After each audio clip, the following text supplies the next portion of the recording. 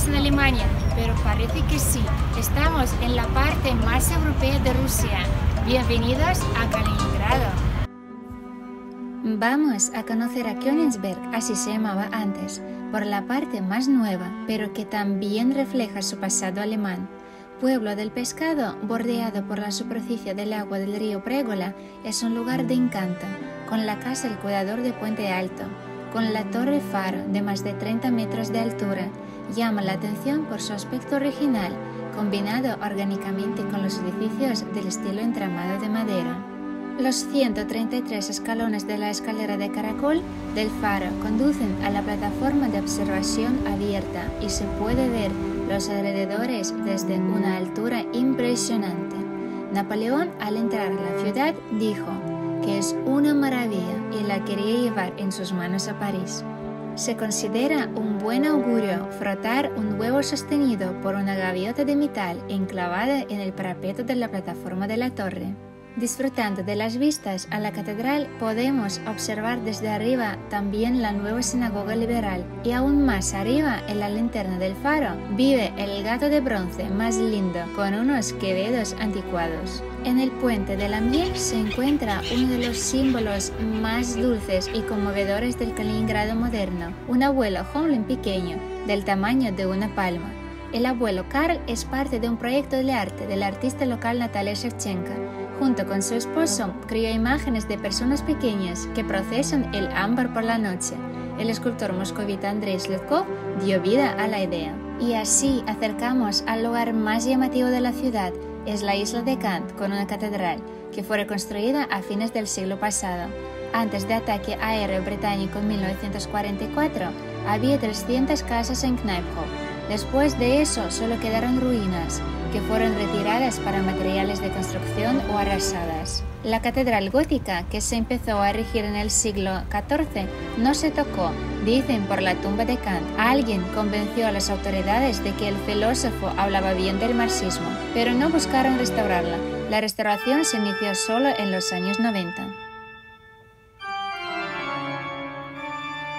Ahora se puede escuchar aquí los conciertos de órgano, que son una maravilla.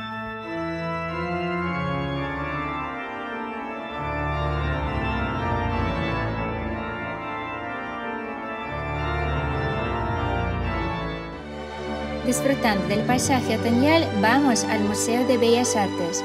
Ahí nos espera el soñador Papá Homlin. Antes, aquí solía estar ubicada la Bolsa de Comerciantes de Königsberg.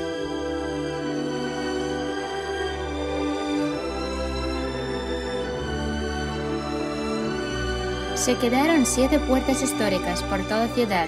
Las puertas de Brandenburgo apenas sufrieron daños durante la Gran Guerra Patria y hoy en día son las únicas conservadas que se utilizan para el propósito previsto. La Plaza de Victoria es el corazón de ciudad, el punto de encuentro de locales y turistas. Aquí está la Catedral de Cristo Salvador.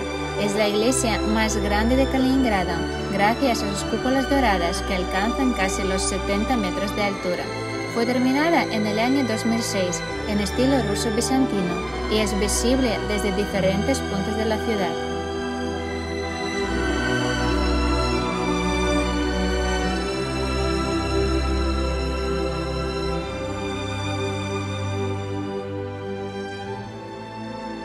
Museo del Océano Mundial es el recinto ferial único.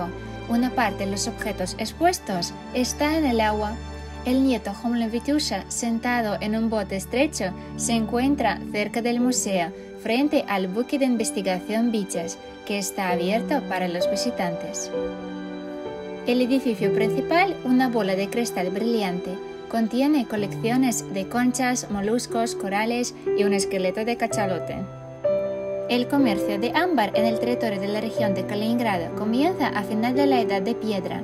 En 1979 se inauguró aquí el único museo ruso de ámbar, cuya colección incluye miles de muestras únicas de la gema del Báltico y muchas joyas y artículos de decoración creados a partir de la piedra del sol.